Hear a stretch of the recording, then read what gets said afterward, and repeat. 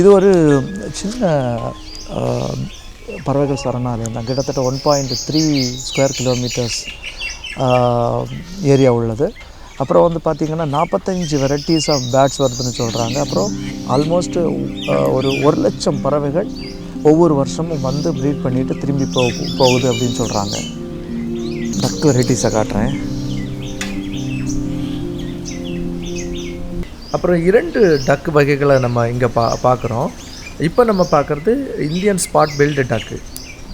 பேரை கேட்டாலே தெரியுது இந்தியாவில் உள்ளதான.